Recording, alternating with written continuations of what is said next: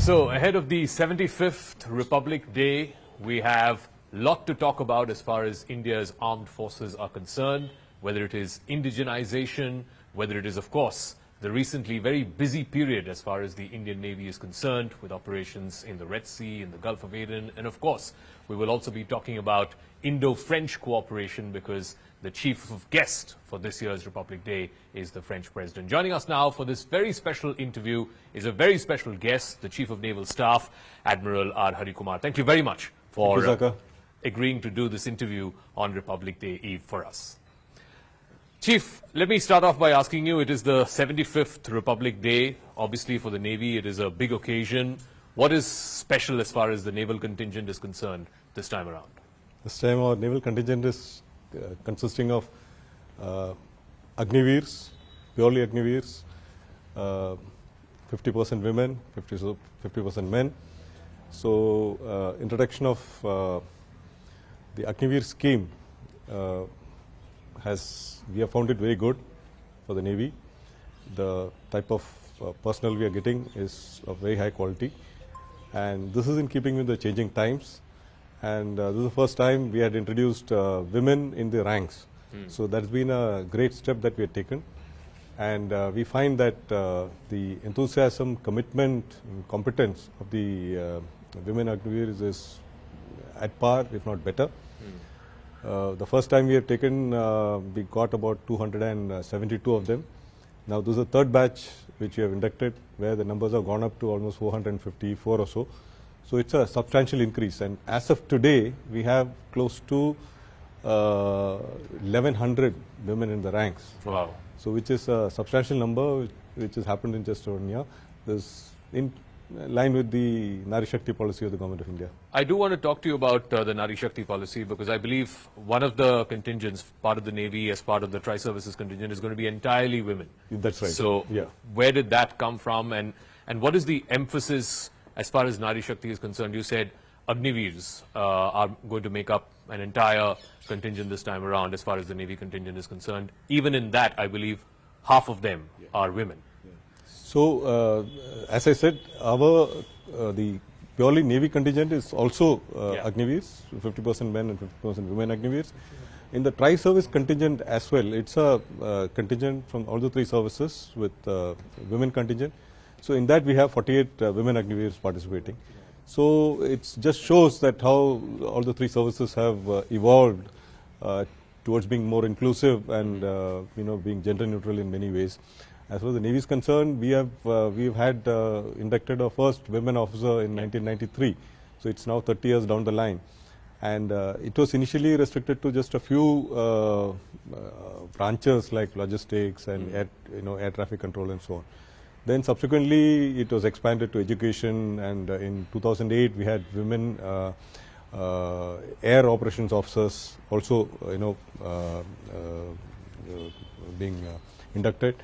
And then we had the first women pilot in about 2016. Now we have women NDA cadets as well. And as of now, we have opened all branches for officers to participate. And even for the women sailors as well, all branches are open.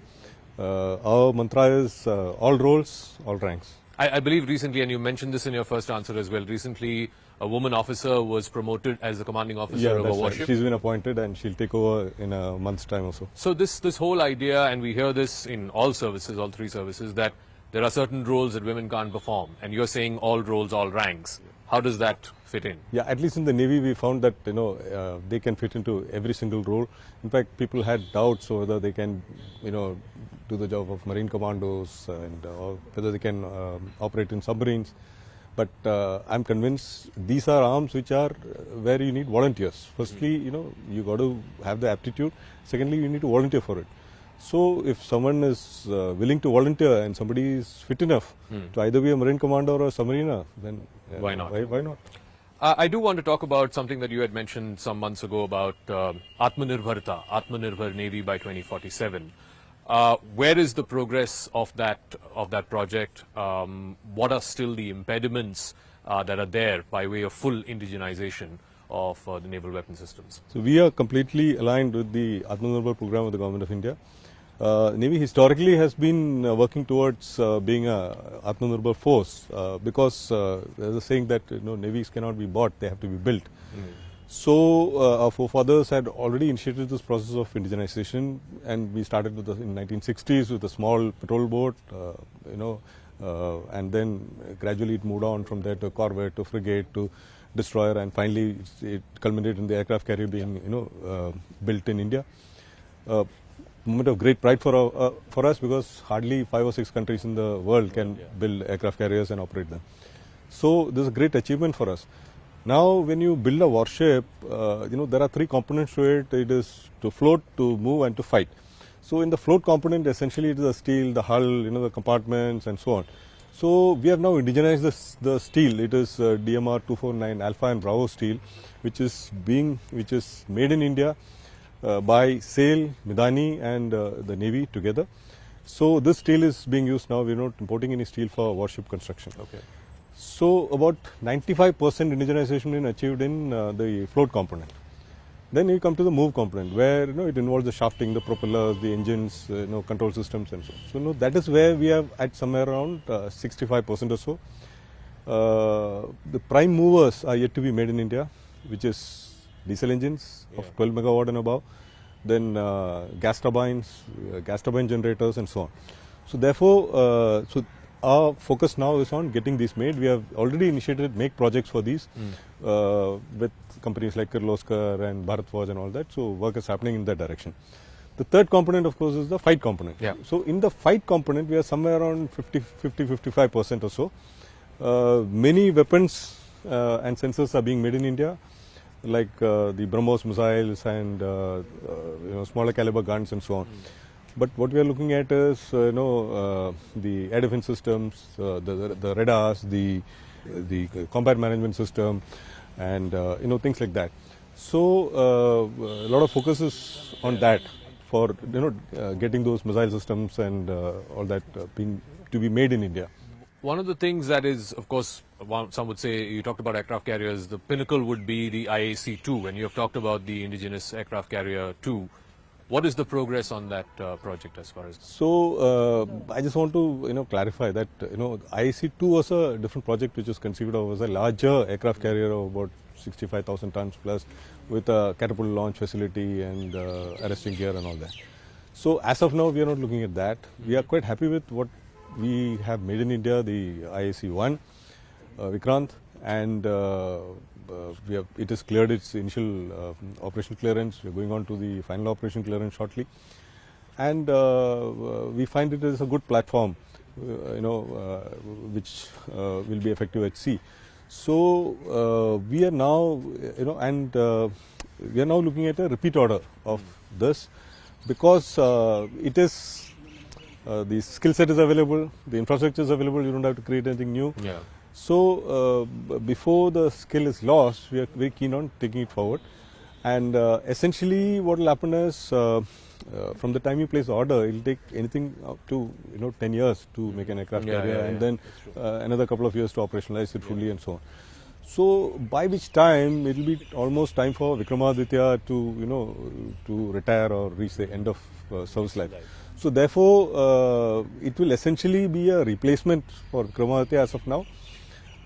And therefore the urgency to sort of and it is cleared the DPB, and we are looking at taking it forward to the DSC subsequently. Since you mentioned indigenization, and also in the first part of the answers we talked about the French flavor of the Republic Day, because the French president is going to be the chief guest. What can you tell us about some of these deals that have been long in the making? People have been talking about it, the 26 Rafale Marine fighters, the Scorpions. Is there anything expected around this visit and around this Republic Day? No particular announcement, because already the AON has been accorded for the Rafale M as well as for the 3 repeat orders of the Scorpions. So the DSC has already given acceptance of necessity, and now work is on to sort of get the bids and the cost estimates and work towards getting the contract signed. So work is in progress in this regard with the Rafales as well as the 3 repeat order Scorpions.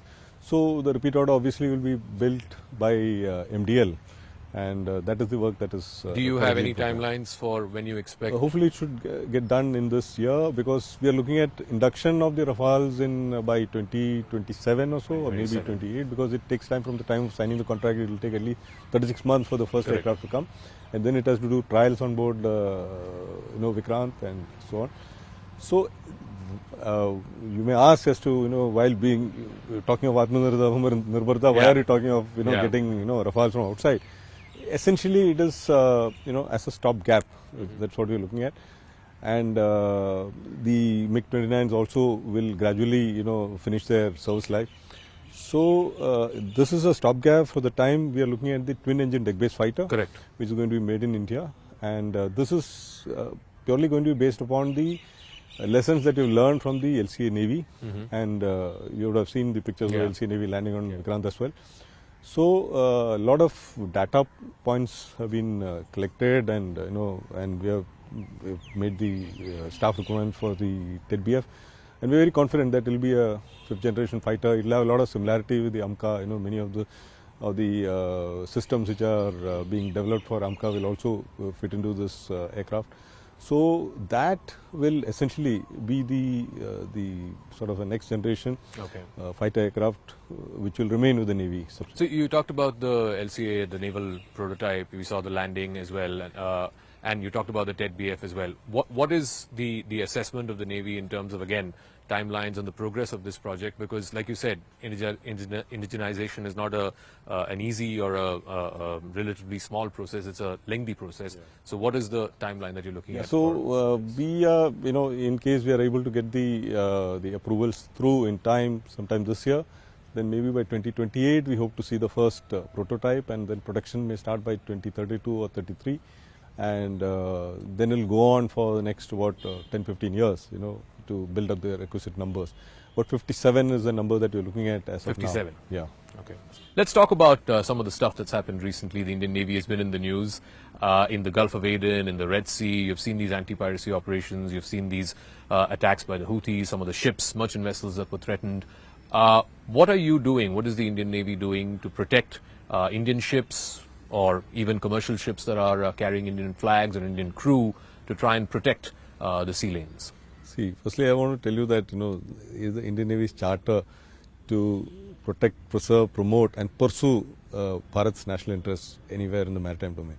So therefore, we are very clear about what is our, task and what we are expected to do. We have been participating in anti-piracy operations from 2008 onwards. We have deployed 24/7. So we have been deploying a ship continuously. So as of today, I would say about 106 ships have been there in rotation over the last so many years to provide security and escort the merchant vessels and so on. Since 2016 or so, we have been involved in Op Sankalp, which was to assess the ships which are transiting in the Persian Gulf, because there were threats of attack and so on. So we have been deploying a ship there continuously. So now with this current situation where the post the Israel-Hamas conflict, the attacks on essentially Israeli-owned vessels has gone up substantially. If you look at the last 1 year, I would say there have been attacks. I would say maybe one attack in about 2 months or so. But since about in the 45-50 days since end of November, we've seen exponential increase in the number of attacks. So we have counted more than 40 to 43 attacks, drone attacks.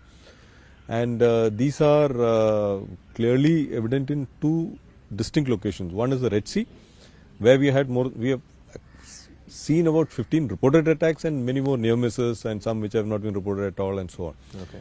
And the rest of the attacks have happened in the North Arabian Sea to the Central Arabian Sea. So, at the same time, this anti-piracy operations are ongoing since 2008, I would say. It had really tapered off. In the sense, while we were present there, hardly any piracy attacks used to happen.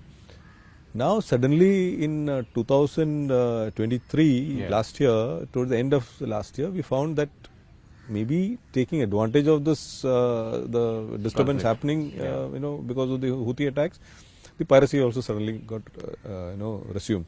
So there was that first attack on successful attack on a merchant ships where, of course, INS Chennai was able to reach there, but the owners didn't want us to board and take out the pirates. So they were finally escorted. We rescued one of the injured personnel, and he was landed at Salalah and so on.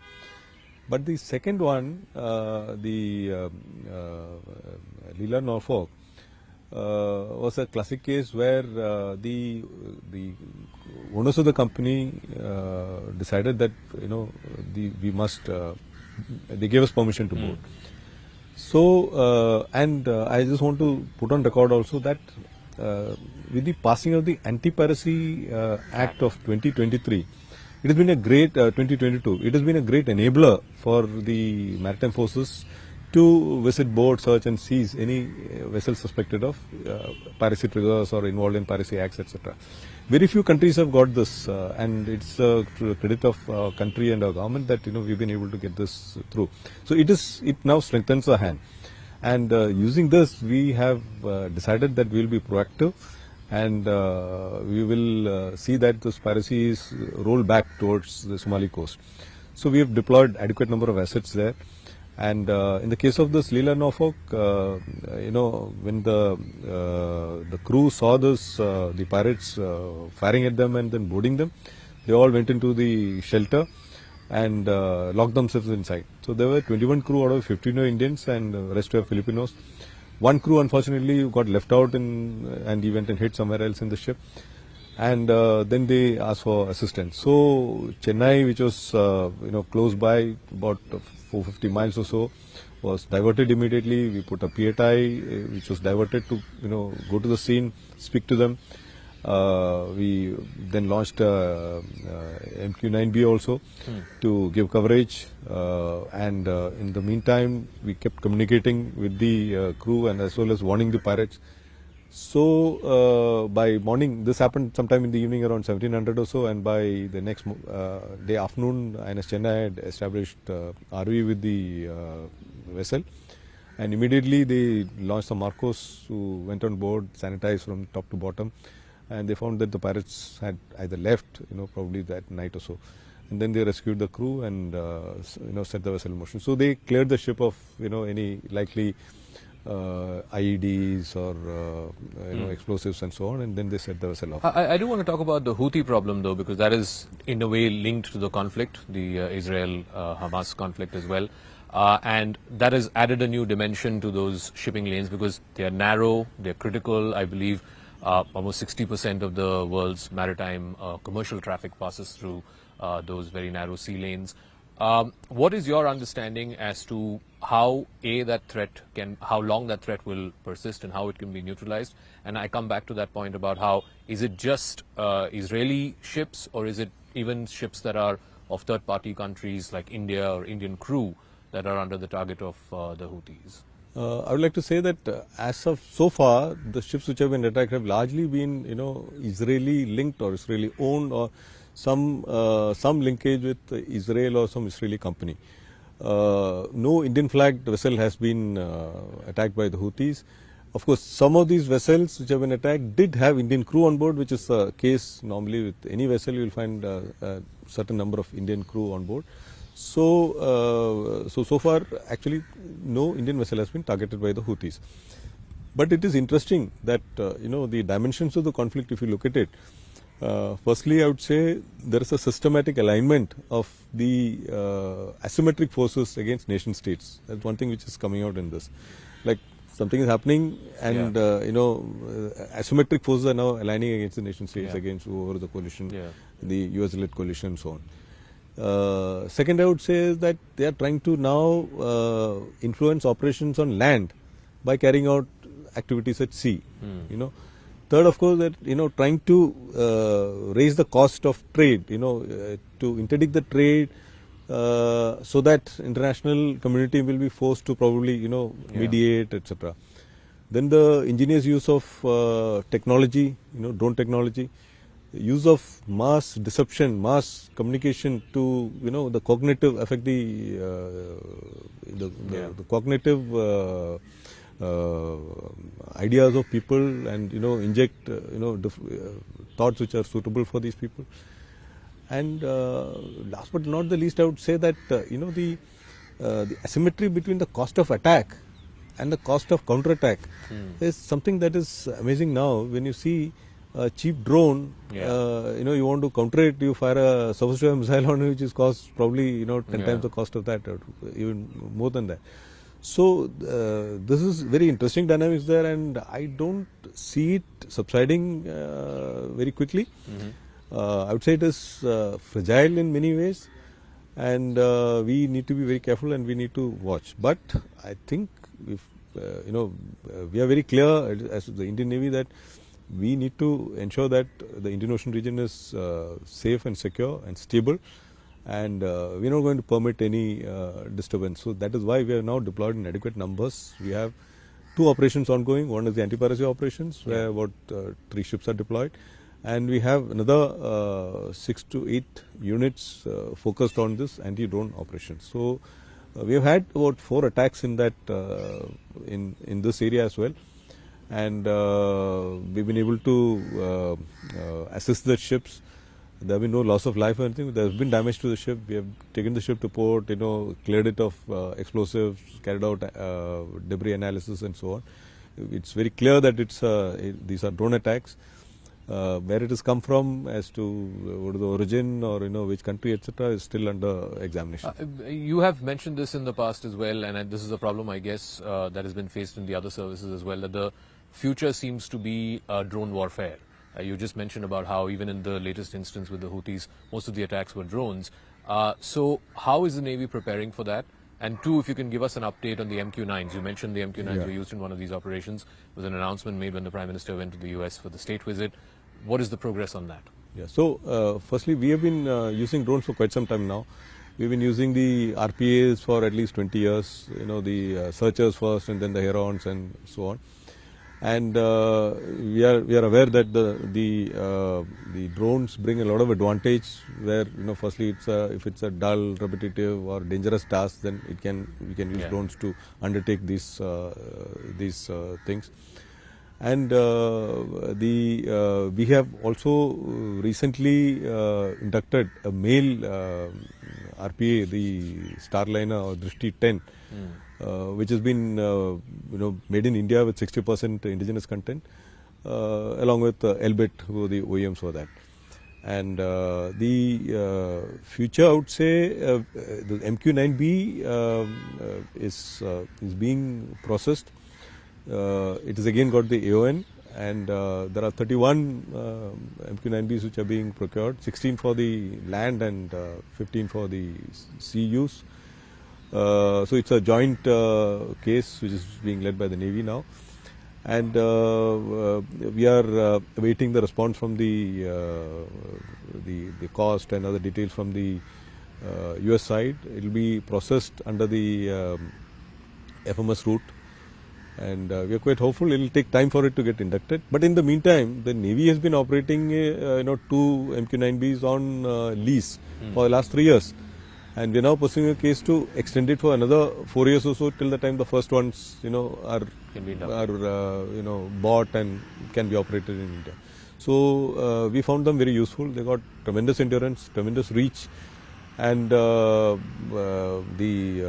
type of payloads they carry, the inputs you get, it helps you build up the maritime domain awareness substantially. So all in all, we find it very, very useful. And this Drishti 10 as well is a male. Male is medium altitude, long endurance RPA as compared to the Hail, which is a high altitude, long endurance. So their speeds are different, and the Hail can travel further and stay longer, while the male can travel a little lesser distance and stay longer there. They bring in a lot of capabilities. So we are working on a combination of these to ensure adequate MDA in the Indian Ocean region. I do want to talk about the Indian Ocean region because recently you've seen the statements from the government of the Maldives. There are about 80-odd Indian military personnel who are there. Are there any naval personnel? Have you got any sort of indications, communication, either from the government of India or from the Maldivian government to the naval personnel who are stationed there about leaving the Maldives? There are, we have had long-term relationship with the Maldives military, especially the Maldives Coast Guard. We've been training them, we've been supporting them in capability development, capacity building, infrastructure projects, as well as a large number of them come for training in thing. We do exercise like exercise Ekta and all. It's been going on for quite some time. Now, so there is extensive cooperation, with them, and even as we speak, there are many of them doing courses in India in our own establishments. So that's an ongoing process. Now, with the change stance, between the governments, if they, want us to de-intact, etc., it's a policy of the government. If whatever our government says, we'll do that. You're right. We have about 80 odd personnel there, not purely from the Navy, but from Coast Guard as well, and some from HAL, and who are, providing support to the two Dornier aircraft, the ALH, and the ships on boats which we have, assisted them with. So it's ongoing. So we await instructions, whatever is the decision. So of the far, government. there's been no communication or intimation from the government on removal of No, we're not so so far.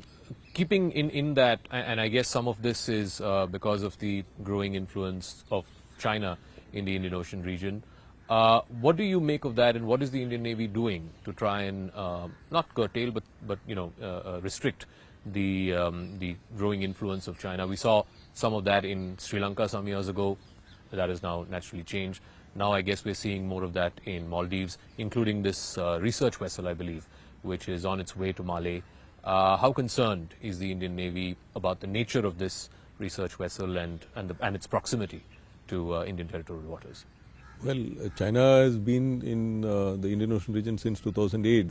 Every year they have nearly, a constant presence of about anything between 6 to 8 ships in the Indian Ocean region. They also have, a couple or more research vessels operating here. They have a large fleet of fishing vessels which operate here. So I would say, the oceans are free, open and inclusive, and every nation is free to pursue its legitimate, interests. So long as it does not infringe on others' national interests. And China has been looking for energy, for markets, for resources, for precious metals or metals and rare earths and so on. So it's they have been engaging with countries in the littorals for all these things. So the research vessels essentially have been operating in the international waters, which they are free to actually do so. Yeah. And they have also been invited by some of the nations like Sri Lanka or Bangladesh to do survey for them in their waters. So either they have a joint survey carried out, or it is it's as per the invitation of the host government. But our concern has been that it should not affect our EEZ or our interests, and this we keep a close watch on, and we try to see what is we keep them under surveillance to see what they're up to and what they're doing, and and we factor it in our planning process in development of capability.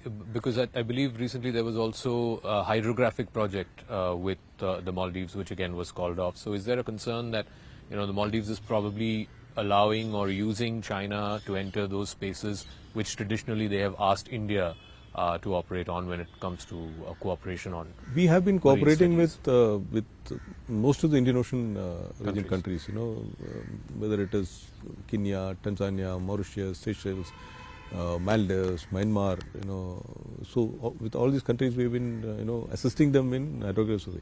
Why hydrographic survey is very important? Because it is like, ensuring that you can do safe navigation in these waters.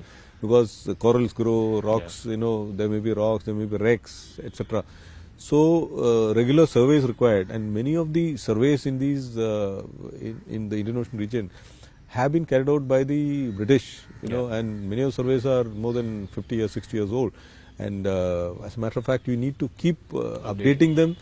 Otherwise, one of your merchant ships may run aground and cause pollution, which will affect the ecology as well as the tourism and so on. So it may cause a lot of damage.